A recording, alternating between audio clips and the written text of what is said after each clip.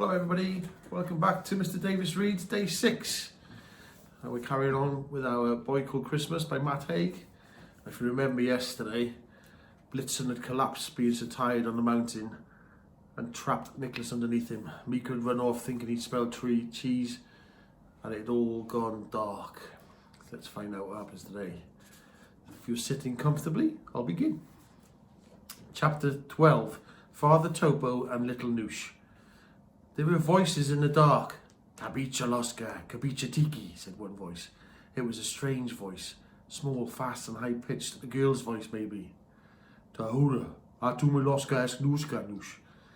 This second voice was slower and deeper but still strange. It was almost like singing. Was he dead? Well, no, not quite, but nor was he alive.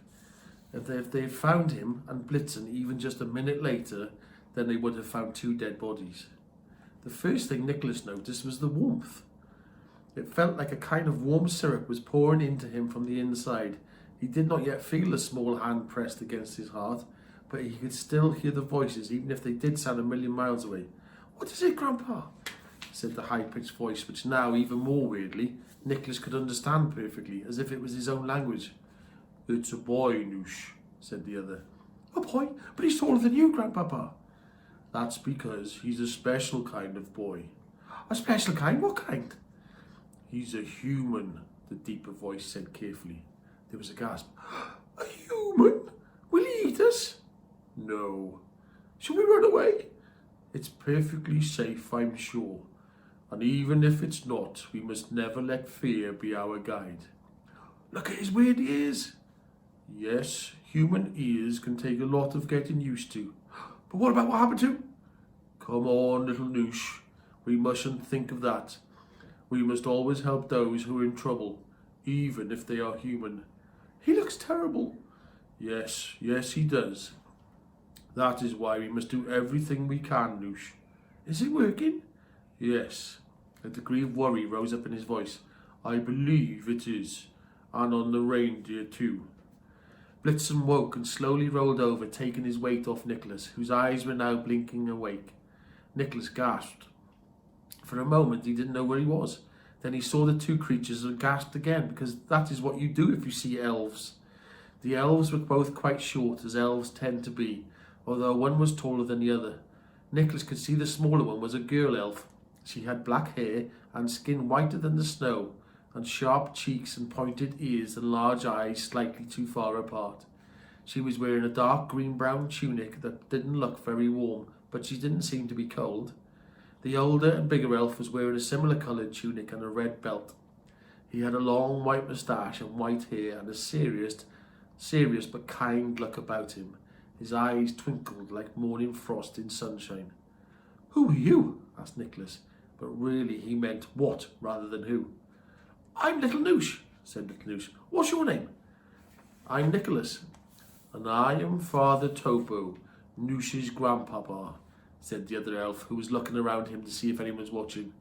"Well, great grandpapa, if we're being specific. We are elves." "Elves? Am I dead?" said Nicholas, which was a bit of a silly question, as for the first time in weeks he could feel warmth flooding through his veins and excitement rising in his chest. "No, you are not dead," said Father Topo. "Despite your best efforts, you are very much alive thanks to the goodness we found inside you." Nicholas was confused. "But I don't feel cold all week." "Grandpapa worked a little magic," said Little Noosh. "Magic? A little Drimwick." "Drimwick? What's that?" Little Noosh looked at Nicholas and then at her grandpapa and back at Nicholas again. "You don't know what a Drimwick is?" she said. Father Topo looked down at the little elf girl. "He's from the other side of the mountain. There's not much magic where humans come from." He smiled at Nicholas and Blitzen. "A Drimwick is a hope spell. You just close your eyes and wish for something. And if you wish in just the right kind of way, you can make it happen. It's one of the earliest spells laid out in the first book of Hope and Wonder. That's an elf book about magic. I put my hand on you and your reindeer friend, and I wished you to be warm and to be strong and to be always safe." Always safe, said Nicholas, confused as Blitzen licked his ear. That's impossible. Little Douche gasped as Father Topo covered her ears. No, elves never say that word. He shook his head. An impossibility is just a possibility you don't understand yet. But now you must leave Elfhelm, said Father Topo, and you must leave quickly. Elfhelm? The elf village, said Nicholas. But I'm not even there. Little Noosh laughed a long elf laugh, which is very long indeed. Father Topo gave her a stern look. What's so funny? Asked Nicholas, thinking that even if you had saved someone's life, it was still rather rude to laugh at them. We're standing on the street of Seven Curves, giggled Little Noosh. What? This isn't a street, it's the middle of nowhere. There's just snow and sort of colours. Little Noosh looked at Father Topo. Tell him, Grandpa, tell him. Father Topo looked around to check no one was watching and quickly explained. This is the longest street in Elfhelm. We are in the southern corner of the village. The street winds westwards all the way to the wooded hills beyond the fringes of the village. Wooded hills, said Nicholas. But I can't see anything, just colours in the air.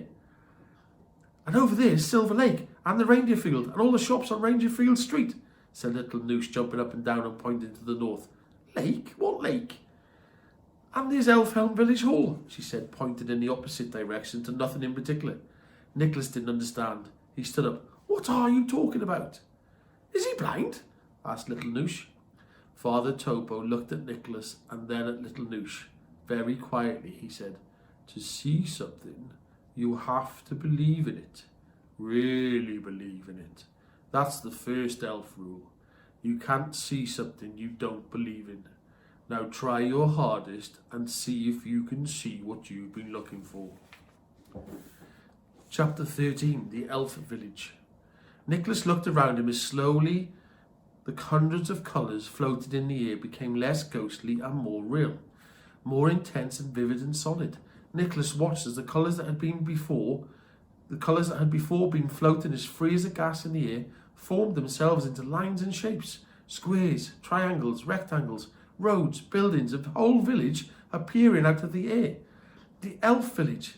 They were standing on a street full of small green cabins. There was another road, a bigger one, cutting into it from the east.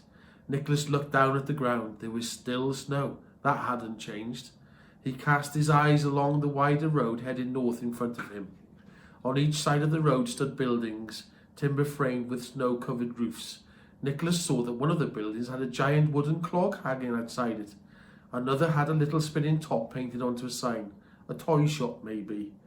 Beyond that was the lake Little Noosh had told him about, like an oversized oval mirror, which was right next to a field full of reindeer. Blitzen had noted this too, and he was looking over at them with interest. To the west, before the wooded hills, was a large, round, dark tower pointing to the sky. Directly to the north was the place that Little Noosh had been pointing towards, Elfhelm Village Hall, made of dark, almost black timber.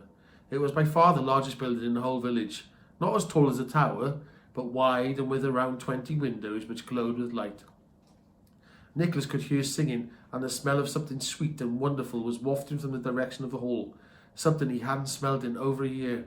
Gingerbread. If anything, it smelled even better than it had done outside the baker's shop in Christine Noun Kapunki. Wow, Elfhelm. My father was right. It's just how he described it. I like your hat, said Little Noosh. Thanks, said Nicholas. He took the hat off and looked at it. It's my father's hat. He was on an expedition to Elfhelm. I wanted to know if he had made it. He was with 6 other men. He was called... But Little Noosh started excitedly talking over him. Red's my favourite colour. After green and yellow. I like every colour, really. Except purple. Purple makes me feel sad thoughts. That's where we live, she told him. She pointed towards a red and green cabin a small way in the distance. It's wonderful, said Nicholas. But I also wonder if you've seen a mouse. Yes, shouted Little Noosh. Father Topo quickly covered her mouth with his hand. Okay, human child, now you've seen Elfhelm. You'd better take your reindeer and go, said Father Topo. Whatever you expect to find won't be here. Blitzen nudged Nicholas's shoulder as if he understood the new urgency in Father Topo's voice, but Nicholas stayed where he was. I came to find my father, he said. I've travelled over 1,000 miles. Blitzen and I are not going to just turn around and go back. The old elf shook his head. I'm sorry, it's not wise for a human to be here. You must go back to the south. It's for your own good. Nicholas looked into Father Topo's eyes and pleaded, My father's all I've got. I need to know if he made it to Elfhelm. He could be our pet, suggested little Noosh. Father Topo patted the elf girl on the head.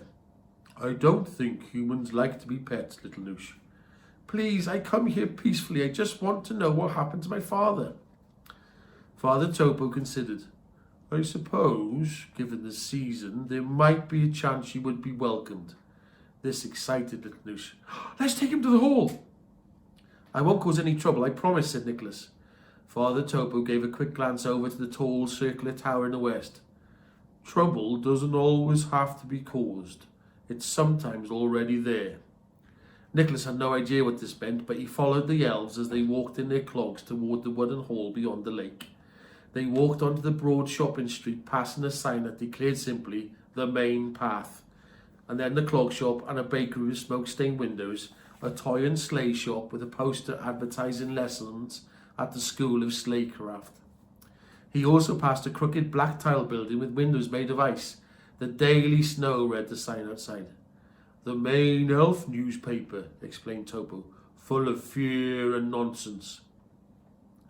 There were 3 copies of the newspaper piled high outside. Little Kip still missing was the headline.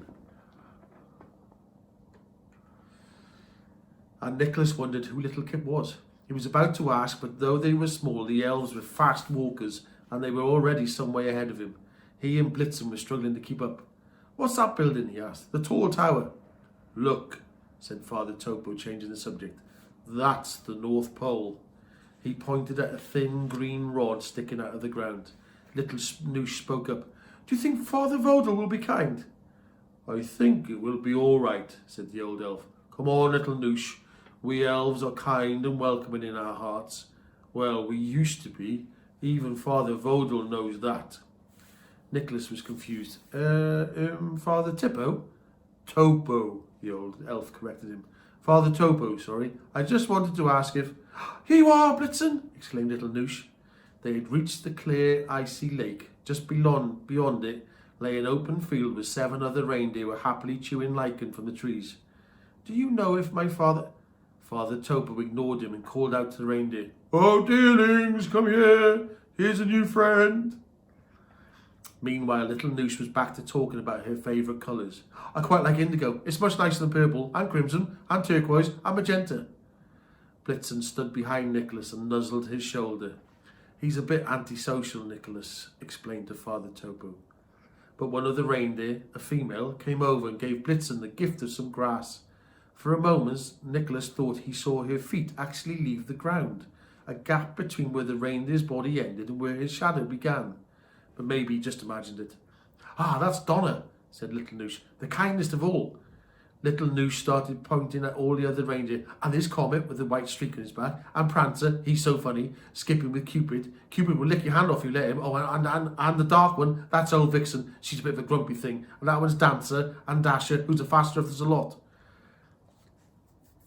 Are you okay, boy? Nicholas asked Blitzen, but Blitzen was already off making friends.